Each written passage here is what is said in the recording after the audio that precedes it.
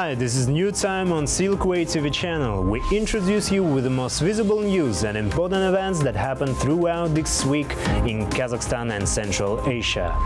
More details on politics, economy, social and cultural life with opinions from the most recognizable experts of Kazakhstan and world.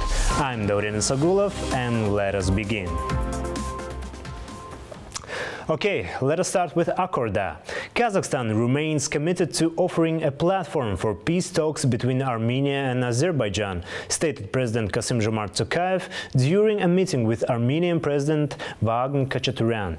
This week marks Khachaturian's first official visit to Kazakhstan. The two leaders discussed cooperation across a range of areas, including trade, finance and culture. President Tokayev underscored a key milestone in the relationship between their nations, the 25th anniversary of the Treaty of Friendship and Cooperation. Khachaturian in turn reaffirmed Armenia's dedication to strengthening this partnership.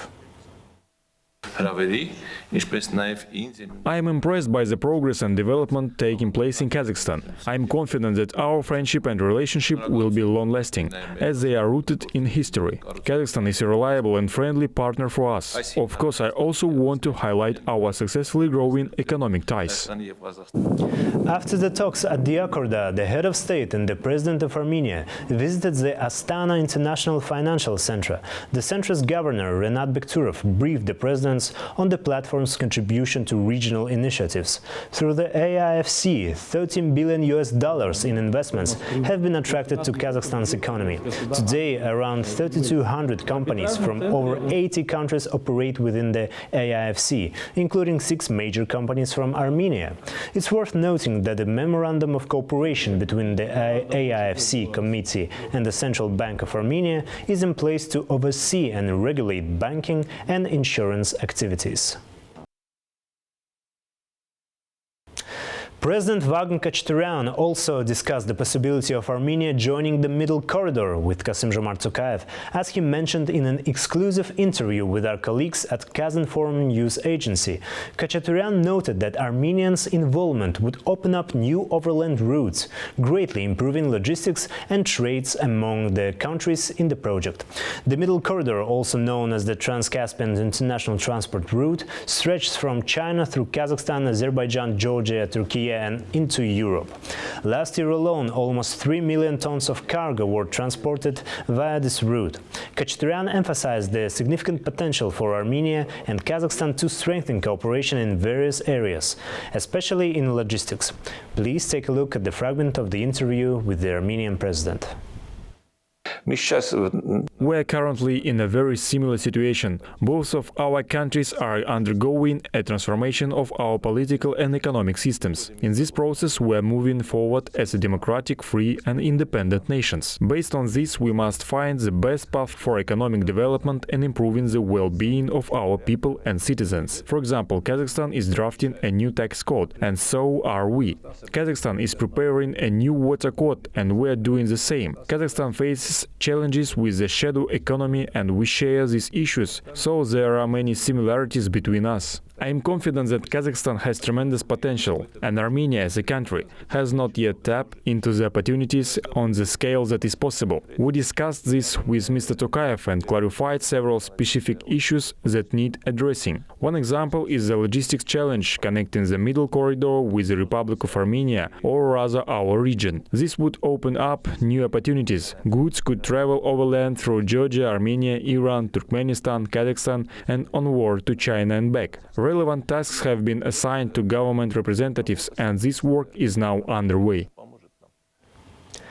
The role of middle powers in the world is growing stronger, President Tokayev stated during his speech at the first Astana think tank forum, held under the theme Middle Powers in the Changing Global Order. In his address, the president also highlighted Kazakhstan's role on the international stage. Today, Kazakhstan is recognized as one of the emerging middle powers. Experts and forum participants discussed the responsibilities that come with this designation. More details in the following report. This week, the role of middle powers took center stage at the Astana think tank forum, which brought together hundreds of experts from 22 countries. The term middle power has gained popularity this year, particularly after the German Institute for International and Security Affairs included Kazakhstan in its list of middle powers for the first time. While there is no strict definition for this term in academic circles, middle powers are generally characterized by their size, resources, and political influence. In his remarks, the president highlighted that regional conflicts, crisis and other global challenges now affect all nations. The only way to address these issues is through collective action, and in this context, the role of middle powers becomes increasingly important. When larger powers are locked in rivalries or unable to reach consensus, it is often middle powers that step in to maintain dialogue, mediate disputes, and sustain the frameworks that uphold global cooperation. In this context, Kassym-Jomart Tokayev once again addressed the Russia-Ukraine conflict. According to the president, efforts should be directed towards achieving peace through constructive negotiations, which he described as an expression of strategic wisdom. Therefore, we believe that seeking peaceful solutions is absolutely essential, and we support realistic peace plans from all countries, including China and Brazil. There is no other way. The alternative is a war of mutual extermination. Perhaps some world powers are interested in this, but this is the path to the abyss. The pursuit of peace through constructive dialogue is not a sign of weakness, but a reflection of strategic wisdom and foresight. A proactive foreign policy, particularly in regard to a country's stance on major military conflicts, is also a key criteria of middle power, according to Yerkin Tukumov, director of the Kazakhstan Institute for Strategic Studies, which co-organized the forum. Tukumov noted that a country like Kazakhstan must also take on responsibilities for strengthening regional security if it seeks to meet the expectations of being classified as a middle power. Above all, our responsibility is to be a driver of positive change, not negative. This is crucial. It's always easy to destroy, easy to start a war, but finding reconciliation, fostering development and creating something meaningful is always more challenging. In this regard, it is our responsibility. I believe the president more than anyone else understands this and places great emphasis on the country's peace-building power and potential.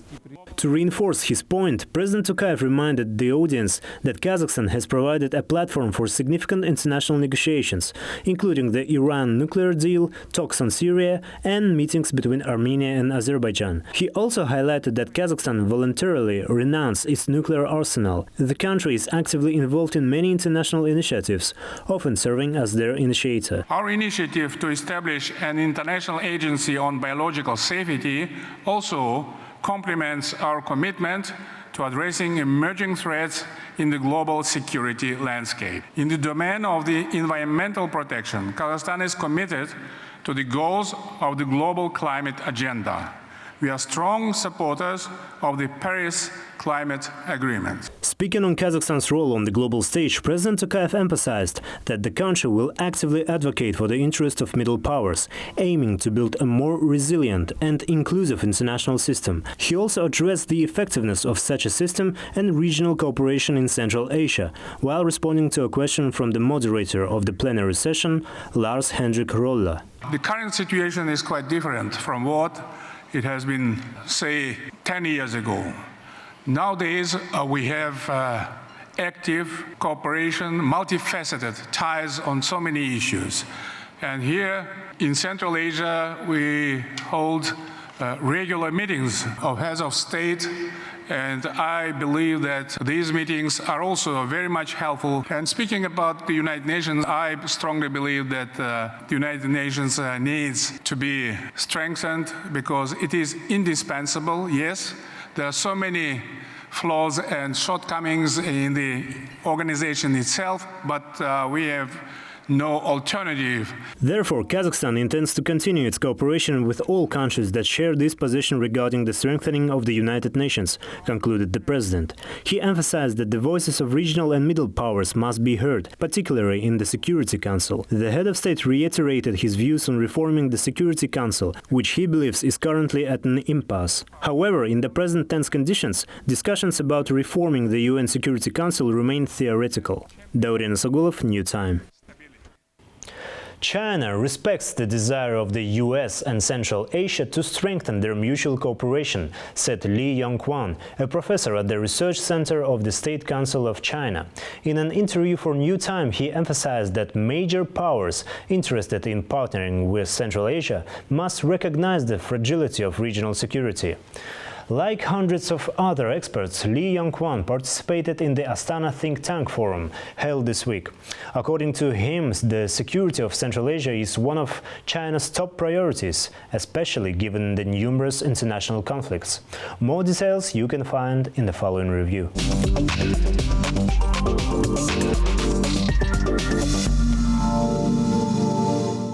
Господин Юнсуан, спасибо большое, что согласились дать интервью, уделили нам время. Mr. Li Yongquan, thank you so much for taking the time to speak with us. I'd like to start with this question. In recent years, we've seen China's cooperation with Central Asia grow stronger. How do you think that China-Central Asia summits, for example, will shape the future of regional cooperation, especially in light of the current geopolitical shifts? Спасибо за вопрос. Центральная Азия – это соседский регион Китая. Thank you for the question. Central Asia is a neighboring region for China, and its stability is of critical importance to us. When the region is stable and developing, it creates favorable conditions for our cooperation. However, if the region is unstable or unsafe, it becomes a challenge for us as well. That's why China is committed to ensuring that Central Asia remains stable, secure and prosperous. Since the Central Asian countries gained independence and sovereignty, our relations have steadily progressed. Trade with some countries in the region has grown exponentially. Nevertheless, even though the region consists of 5 separate countries, we still lack efficient mechanisms to coordinate our cooperation with Central Asia as a whole. Last year, we launched the China-Central Asia mechanism, which is aimed at improving this collaboration. I believe that while this mechanism is still in its early stages, its potential is already clear. Through the partnership, Kazakhstan, for example, is becoming an important bridge or corridor between China and Europe, as well as other parts of the world. If we continue to develop this mechanism effectively, it will benefit all participants for many years to come.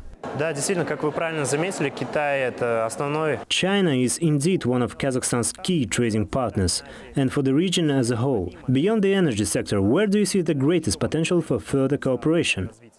Если возьмем Казахстан, то, конечно, энергетическое сотрудничество очень успешно. Of course, energy cooperation between Kazakhstan and China has already been very successful. However, Kazakhstan is also eager to develop other sectors of its economy, and there is significant potential here. We've already made considerable progress in non-energy sectors. Since President Xi Jinping introduced the Belt and Road Initiative in Kazakhstan in 2013, over 50 projects in various non-energy sectors have been signed, with some already underway.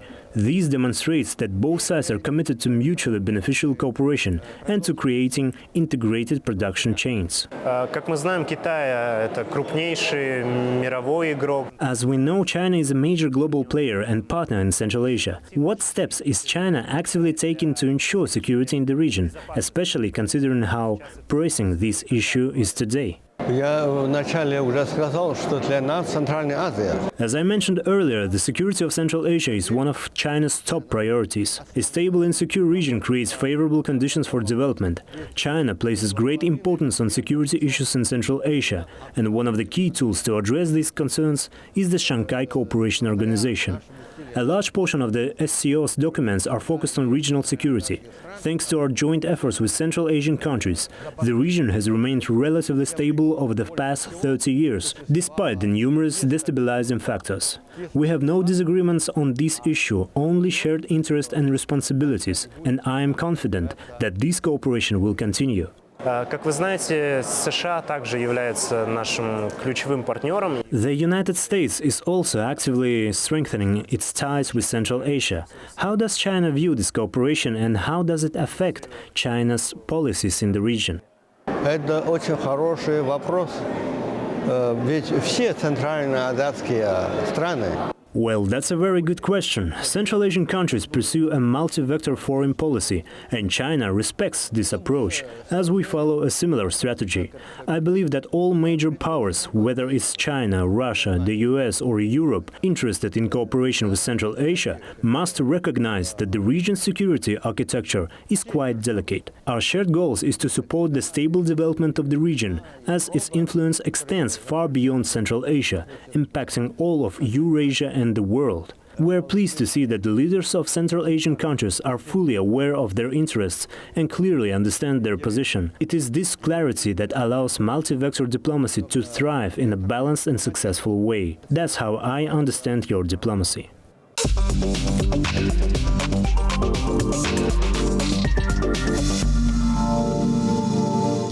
Moderating the panel session with the head of state, chairman of the Berlin Global Dialogue, an international discussion platform, Lars Hendrik Roller, underlined the rising importance of the middle powers in the current global order. Answering Silkway's question of what he found particularly significant at the event, he emphasized the fact of the existence of the platform as a good breaking point in establishing negotiations, which then can find its practical implementation. Speaking of Kazakhstan, Mr. Roller once again mentioned the relevance of the multilateral approach and cooperation as major pillars of official Astana's stance on the international political arena. Do you think, your personal view, are these goals, of establishing peace, establishing, dialogue, promoting dialogue, are approachable now? On what kind of stage are we now in, addressing and solving this issue? Yeah, I think we have to be realistic and we have to be pragmatic. We've always had conflict. It is currently perhaps much more severe than at any point in the past. I was in the German government for 10 years working for former Chancellor Merkel. So I think politics and solving problems is a step-by-step, slow process. And we need to work on it. And so I think we're not going to have peace in the world forever, but I think we should cooperate to minimize the negative impact we have on each other. Also in the area of climate change. I think this is a fundamental issue. They call this global public goods. So these are things which we all need. And I think a pragmatic, realistic approach of moving forward step by step through international cooperation, through middle powers like Kazakhstan, is the right approach. And my last question, today you've moderated the session, you've asked your questions to the president. Are you happy, are you satisfied with the answers you've got? Yes, I think the speech was very good because essentially pointed out the fact that Kazakhstan wants to play a constructive role. And I think it's very important. And you are in a very strategic situation when you look at the map where you are located. So I think the approach is the right one, but it's always, the problem is having the right vision is one thing, but actually getting it done is the next step.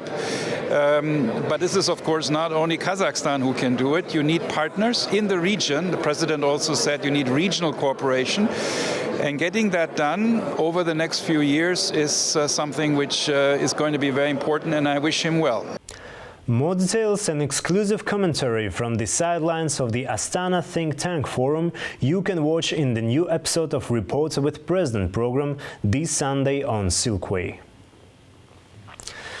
The Central Asian Forum BoM 2024 drew over 5,000 attendees, all eager to be inspired by stories of success.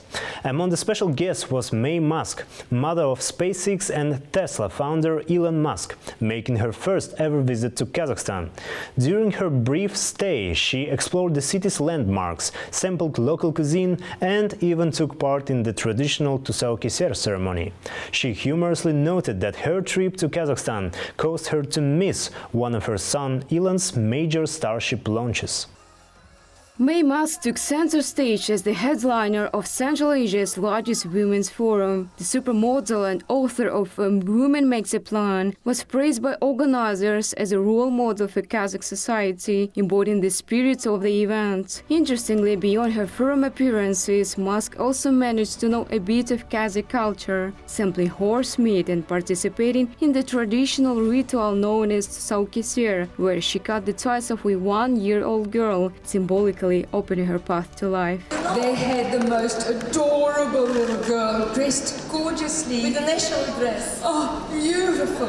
And she was so sweet. And when we held her hand to walk along, she took your hand and she moved. And she wasn't shy at all. And I just think it's a beautiful tradition. Alongside her adventures in Kazakhstan, the speaker shared her professional and family principles. She stated that the secret to raising successful children lies in giving them the full responsibility to choose their own life path. Reflecting on her personal challenges, she mentioned that despite struggles, her home has always been a safe place for her family. Now she treasures time spent with her 3 children and 12 grandchildren, including a billionaire Elon Musk, whose aerospace company SpaceX recently achieved the successful test flights of the massive Starship rocket. Unfortunately, the supermodel couldn't attend the launch because of her trip to Kazakhstan, as she said. I often tell people the story of when Elon sold PayPal. He said to me, should I do rockets or electric cars or solar energy? And I said, you have worked so hard, just do one. And you notice he didn't listen to me. With all my children, I love getting together with 3 of them, and we just did for the big Tesla Robotaxi. Yes, I couldn't make it to the big launch of Starship because I'm coming here. In her message to the women of Central Asia, she encouraged them not to stay trapped in unhealthy relationships. Instead, she urged them to develop a plan for how to move forward as swiftly as possible. To the young generation, just remember you're going to have some hard times and don't give up on it. Do something that you enjoy doing, and if you don't enjoy it, find something else that you would enjoy. But don't base your life on other people, because some people are going to harm you or make you feel sad. You have to be with people who appreciate you. At 76 years old, May Musk stands as a global symbol of beautiful aging and maintains a remarkably active lifestyle. Thus, following her visit to Kazakhstan, she is set to travel to China and Morocco for modeling engagements, showing that she certainly has a plan for those destinations as well. Balzhan Samigulina, Silko TV channel, Almaty. BoM Forum attracted over 100 speakers from 12 countries. Apart from May Musk, it featured notable figures as Russia's richest woman, billionaire Tatiana Kim, CEO of Women in Tech Ayumi Murayoki, and founder of the world's only masked brand Ed Sheeran. Experts engaged in discussions on leadership, innovation, entrepreneurship, financial literacy, and health. The event also included a range of workshops and masterclasses. New Time correspondent Balzhan Samigulina went to Almaty to cover the event and captured its insight on a report.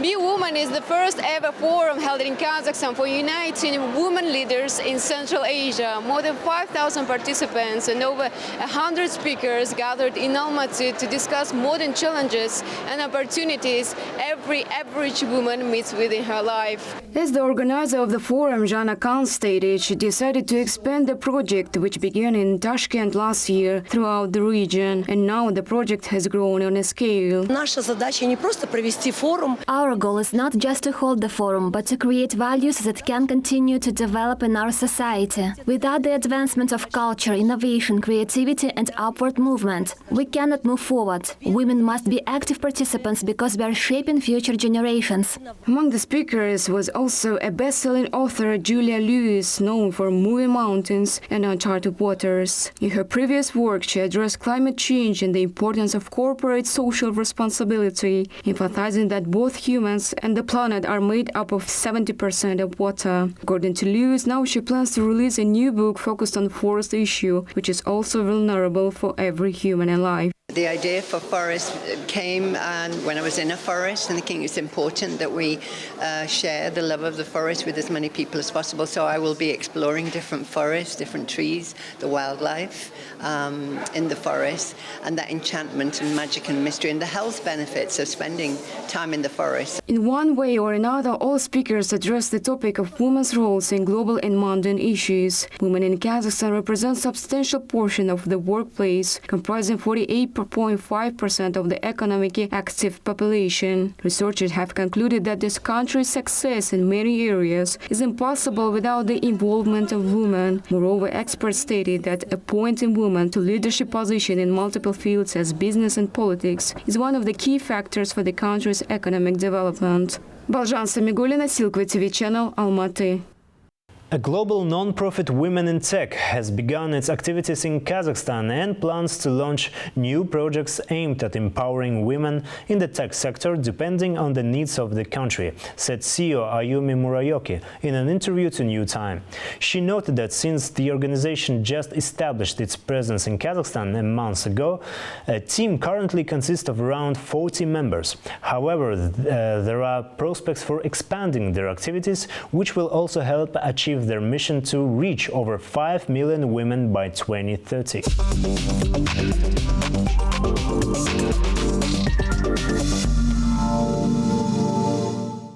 Thank you very much for joining us. It's a great pleasure to have you in our country. As far as I know, it's your first visit to Kazakhstan, and it's my second visit to Kazakhstan. Yes. Story. So, just what I wanted to ask first about the Women in Tech and its role in Kazakhstan. We see that your goal until 2030 is to reach and to empower 5 million people in tech. What's the contribution of our country to this number, and what's the number now, the current state? Well, it's my second time in Kazakhstan. Yeah. So the first time was 1 month ago when we launched the new Women in Tech Kazakhstan chapter with our director and team. So our director is Asem Bolatsan, and this is when I came for the first time. So we are building the community here, and we already started creating programs. So one of the first programs we are going to be doing is the leadership course, a leadership workshop, where we're having young women, and not so young as well, to learn how to become better leaders. Because what we want is not just for women to have access to the digital devices, to come into as technologists, but we want them to be leaders in the field. Right. So this is going to be our very first workshop, and it's going to be like in 2 weeks' time, already starting the beginning of November. That's an awesome news. And as far as I know, again, coming back to the question of global numbers or the women in tech in the world, last year I heard that the number was 300,000 people now empowered in tech. What's the state now, and how close you are, do you think, to reach your goal? So we have about 300,000 members today, close to 400,000 now. We have impacted close to 400,000. I think by the end of the year, when we're going to have we have only quarterly reports, we should be arriving close to 500,000. So we still have a long way to go, 4.5 million, but we have put in place some strategies and some programs which are going to be starting the beginning of next year, so that we can really reach at least 1 million women more per year until 2030. So we're very confident. It's a lot of work, but we're confident we are going to reach it. Yeah, I hope so. And there is also, you mentioned about the existence of women in tech in Kazakhstan. Yes. You mentioned that you will put your efforts into our Central Asian region in Kazakhstan and Uzbekistan. What exactly programs can we expect and projects can we expect that are going to be held here in Kazakhstan? Maybe some projects, educational on cybersecurity. Yes, of course. So I think because we have done so many programs around the world. We've got programs from digital literacy to coding 101 to front-end developer, cybersecurity, blockchain, AI. So it depends on what the community wants. The thing is, we've got it all. It's all templated. It's all packaged. We've got the best experts as well. So if the community would like to implement something close to cybersecurity, we've done that in Georgia and it was very successful. If you want to do something about AI, we already impacted 5,000 girls in Peru with AI courses. So we just have to pick and choose, and then we can implement it. So how does it work? Who says about the needs of our Kazakh community? So it's going to be obviously done with our team leader, with our chapter director. So she's in charge of getting feedback from the community, but also from the government and from other stakeholders with whom we want to work together, right? I think if you look at the data and what the data says and where the gap is and what the strongest need, where we can really add value, we don't have to reinvent the wheel. If it's going to be cybersecurity or AI, or maybe we can choose everything, right? We can look at what's the focus now will be in Kazakhstan, Central Asia? So the focus right now, I know it's going to be really into emerging technologies. I think it's something happening not only in Kazakhstan but entire region. It's something that is going to be very promising because it's going to be opening doors for new jobs and new prospects. Yes. See, and Kazakhstan ranks the globe their highest positions in global rankings in terms of digitalization of the processes. What can we do with this? Do you think? What's the prospects this index open to our country? So I think prospects are always good, right? Yeah. The thing is taking action afterwards and just closing deals and making sure that the women are as important and involved in all layers of the decision-making process. Because we have seen in many different areas, and it doesn't matter what field it is, whether it's technology or not, when women and they've got diverse teams in the decision-making process, this is what brings a more homogeneous and more inclusive environment. And we have seen that how inclusive environments, they benefit everyone because the businesses are more successful. And this is data proven. So if we see that there's a way to include women in all the decision-making process from the beginning to the end, I'm sure there's going to be a higher rate of success in all the projects that are being done. What's the number of participants of the Kazakh community now being involved in women in tech? Are there any numbers? I would have to ask Assem to be sure, but I know our team counts about 40 girls from the core team, right? Yeah. For the larger community, I would have to see.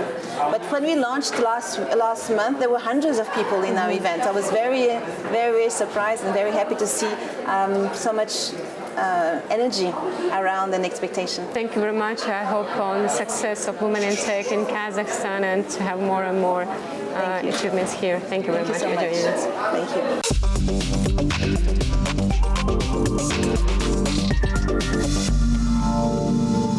And let's move on. Kazakh school children have developed a robot capable of performing various tasks. Created in 2 months, the mechanism has a powerful and wheeled frame and moves with ease and precision despite its size. Its attached elevator can lift and release a box of balls with accuracy.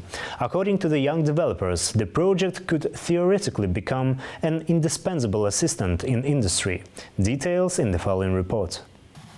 The students earlier became world champions for the 3rd time at the Global Challenge Robotics competition in Greece, where around 190 teams from across the globe participated. The Kazakh team broke another record, winning a gold medal and adding 3 silver medals in the top charged categories. And all thanks to the robot they designed. The robot can be scaled up to collect larger items such as wheat instead of balls. To win, the robot doesn't need to be overly complex or extraordinary.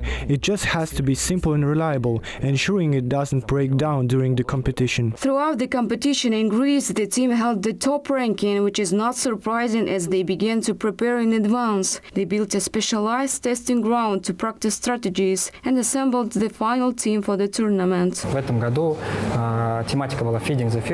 This year's theme was Feeding the Future, focusing on how to preserve and obtain food for the future. The distinctive feature of this competition is that you are not alone on the field, showing engineering abilities. 2 other teams join you. At the international stage, 60% of your victory depends on collaborating with 2 other countries. The team coach, who has raised world champions, is now striving to teach children in remote villages. According to him, there is a strong interest in robotics among rural school students today. Bajan Samigulina, New Time.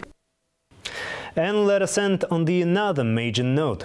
A significant achievement for young Kazakh schoolgirls in Silicon Valley. 8-year-olds Aisha Yeset and Eva Zhurkina were awarded the Technical Award at the Global Technovation Girls Summit in the US. They developed a prototype for a mobile app called iHear, which uses artificial intelligence to help children with hearing impairments develop speech, understood words, and improve memory. Remarkably, Aisha and Eva were the youngest finalists in the competition, and despite their age, their project was praised as one of the strongest entries. I'm so excited that I can hardly find the words to describe it. We won a medal. It's such an emotional experience to be in the finals and to receive medals. We came up with this idea for an application because I have a friend, Eileen, who was born deaf. She had 2 surgeries for cochlear implants and we want to help her. I hope that when our app becomes popular, it will help reduce inequality. We want our app to be available in Kazakh, Russian and Spanish, not just in English. That's it for today. All the main news about Kazakhstan and Central Asia you can find here. More special projects about our country you can also watch on Silkway TV channel. So stay tuned and see you next week.